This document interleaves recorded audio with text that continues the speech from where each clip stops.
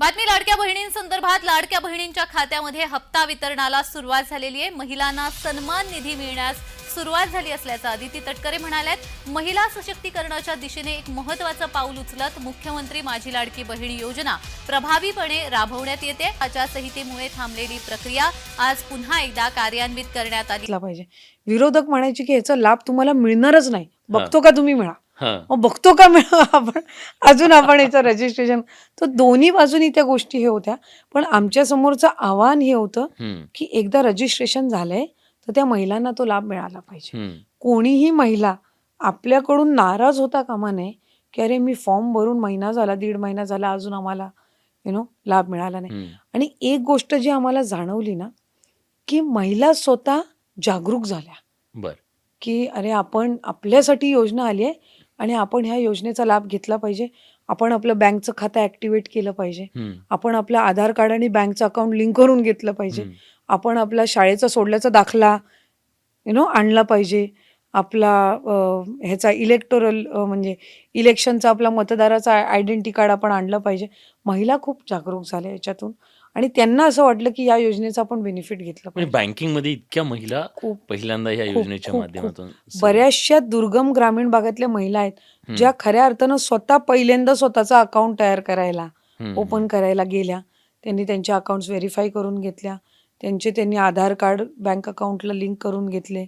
आम्ही बऱ्याचदा महिला म्हणायच्या आमचे जॉईंट अकाउंट आहेत, आम्ही म्हणायचो जर जॉईंट अकाउंट तुम्ही जर लाभ घ्यायला गेलात ना तर त्याचा तुम्हाला तेवढा बेनिफिट नाही होणार।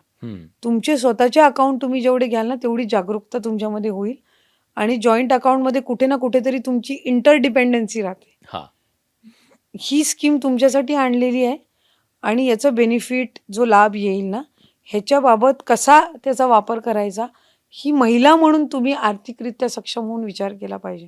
सो दीज आर म्हणजे ह्या काही गोष्टी आहेत ना, ह्या आम्ही सांगत असताना महिला ऐकत गेल्या, त्यांना पटत गेल्या आणि त्या योजनेला रिस्पॉन्स देत गेल्या आणि विभाग म्हणून आम्ही हा प्रयत्न केला की आपण त्यांना कुठेही त्यांच्या पदरामध्ये निराशा पडू नये।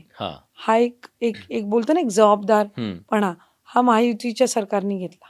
एका बाजूला म्हणायचं हे पैसे मिळणार नाहीत, एका बाजूला ते म्हणायचे की मिळाले तर ते पुढे चालू राहणार नाहीत।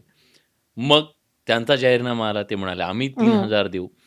म्हणजे शेवटी 3000 वर विश्वास न ठेवता 1500 वर त्याने विश्वास ठेवला असं म्हणूया आजच्या परिस्थितीत। हे काय होतं? म्हणजे त्यांची क्लिअरिटी नव्हती कारण त्यांनी ज्या दिवशी ही योजना जाहीर झाली त्या दिवसापासून ते योजनेवर फार आलोचना टीका करायचे, खूप टीका करायचे। पहिल्यांदा म्हणायचे की तुम्ही फॉर्म भरूच नका, काही उपयोग नाही होणार। मग स्वतःच्या मतदारसंघामध्ये आपला फोटो लावून त्यांनीच फॉर्म भरून घेतले। काही वेळेला आम्हाला असं जाणवलं की महिलांचे फॉल्टी फॉर्म्स पण भरून घेतले की त्यांना बेनिफिट नको मिळायला आणि मग सरकारबाबत नकारात्मक वातावरण तयार व्हायला पाहिजे। पण महिला जागरूक होत्या। आम्ही ऑनलाईन सिस्टीम पण ठेवली होती फॉर्म भरायसाठी, पोर्टल सिस्टीम पण होती।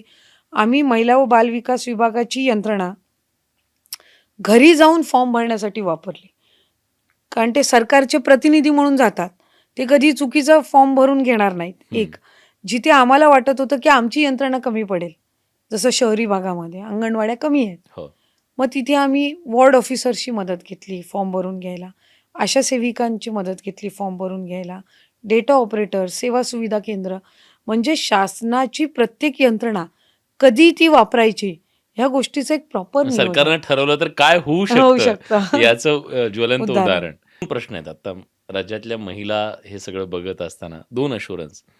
एक तुम्ही म्हणालात की ही योजना कायम राहणार, दुसरं आम्ही नंतर 2100 पण करू।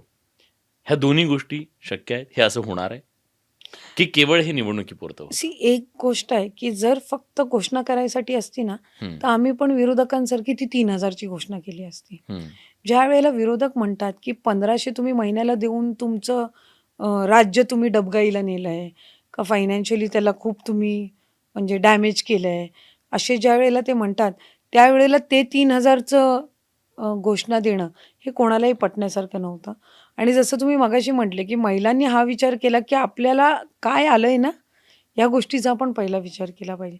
ही समाधानी वृत्ती जी असते ना ही महिलांमध्ये जास्ती प्रमाणामध्ये दिसून येते, ज्या वेळेला त्यांना कळतं की त्यांना हे महत्त्वाचं स्थान दिलेलं आहे, फक्त घोषित केलेलं नाही। एक दुसरी गोष्ट, ज्या वेळेला आम्ही 2100 म्हणतो ना त्यावेळेला सुद्धा त्या संदर्भामध्ये फार बारकाईनं विचार केलेला असतो की 2100च का, 2,000 का नाही, 2500 का नाही, 3,000 का नाही.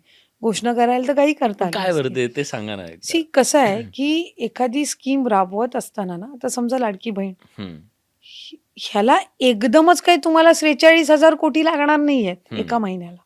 हे लागणार आहेत तुमच्या वर्षभराच्या ह्याच्यामध्ये. त्यामुळे तुमचे इतर उत्पन्नाची स्रोत कशा पद्धतीनं तुम्ही मॅनेज करता, म्हणजे शासन म्हणून, सरकार म्हणून, हा एक त्याच्यातला महत्त्वपूर्ण भाग आहे.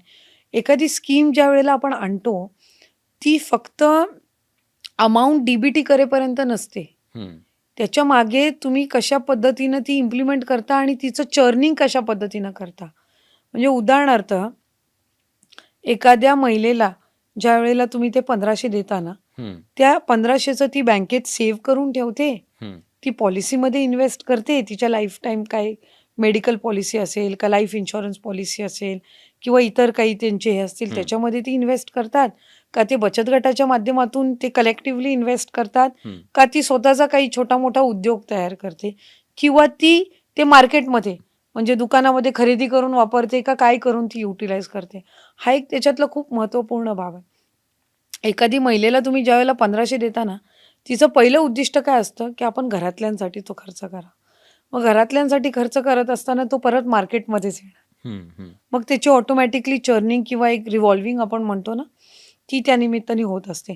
जर तिने सेव्हिंग करायची ठरवली तरी पण त्याच्यातनं एक वेगळ्या पद्धतीनं एक तो बँकिंगसाठी आणि- बँकिंगसाठी होणार असतं. सो जर तिने छोटा उद्योग करायचं ठरवलं तरी पण ती एक वेगळी चर्निंग होत असते. सो मला स्वतःला असं वाटतं, आत्ता आमच्या समोरचं जे उद्दिष्ट असणार आहे ते 2, एक तर 2100 आपण ज्या वेळेला करू त्यावेळेला तो प्रॉपर निर्णय घेणं, हम्म, एक.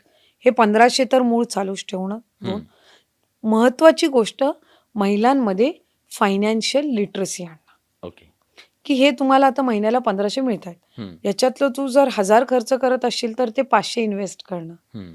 म्हणजे ह्याचा तुला जास्ती लॉंग टर्ममध्ये ती एक तुझी सेव्हिंग राहणं, एक इन्व्हेस्टमेंट राहणं, ही जी फायनान्शियल तिला लिटरसी बचतीची तशी सवयच असते, बचत गट सवय आणि हे असते. वेगळे. हम्म, तुम्ही नॉर्मली बघाल ना की एका महिलेला तुम्ही घर खर्चासाठी देता ना, हम्म. ती तिच्या अक्कल हुशारीने त्याच्यातून पण ती सेव्हिंग करत असते. खरंय. तो ती नोटबंदीच्या फायनान्शियल वेळेस असे खूप मोठी अमाऊंट घराघरामध्ये सापडते. तो कसं असतं की त्यांना ती फायनान्शियल लिटरसी त्यांच्यामध्ये तयार करणं, हा. की आता हे तुला 1,500 मिळतायत ना, हे तू दरवेळेला असं एका वेळेला एक्साइटमेंटमध्ये ठीक आहेस तू खर्च केलेस, हम्म, पण तुला हे लॉंग टर्म तुझ्यासाठी ही सेव्ह करून ठेवणं. आज अशा बऱ्याचशा महिला आम्हाला भेटतात जे म्हणतात माझ्या खात्यामध्ये 7,500 जमा आहेत. क्या बात आहे. म्हणजे 7,500 तिच्यासाठी ती एक एक आत्मविश्वास. मोठी अमाऊंट असते ती एक ग्रामीण भागातल्या महिलेसाठी. हम्म, अशा अनेक बँक अकाउंट्स होत्या की जेव्हा आम्ही पहिलं डीबीटी केलं ना ऑगस्ट महिन्यामध्ये, हम्म. त्यांचं बॅलन्स 130 रुपये होतं, 200 रुपये होतं, आणि ते झटकन 1,500 झालं, झटकन नंतर 3,000 झालं, झटकन नंतर 4,500 झालं, झटकन नंतर 7,500 झालं. तो ह्या महिलांमध्ये एक फायनान्शियल लिटरसी आपण तयार करणं, हे आमच्या समोरचं सर्वात मोठं आव्हान आहे. बर. कारण एक आपण योजना आणली, हम्म, हम्म. याचे जर आपल्याला फार रिचिंग खूप लांबची जर आपल्याला त्यांना एक भविष्याच्या दृष्टिकोनातून जर त्यांच्यावर चांगला इम्पॅक्ट आपल्याला हो, किंवा एक सामाजिक सकारात्मक आपल्याला जर सामाजिक त्याचं- जर बदल किंवा त्यांच्यामध्ये एक म्हणतो ना एक त्यांची लाईफस्टाईल चेंजिंग किंवा हा.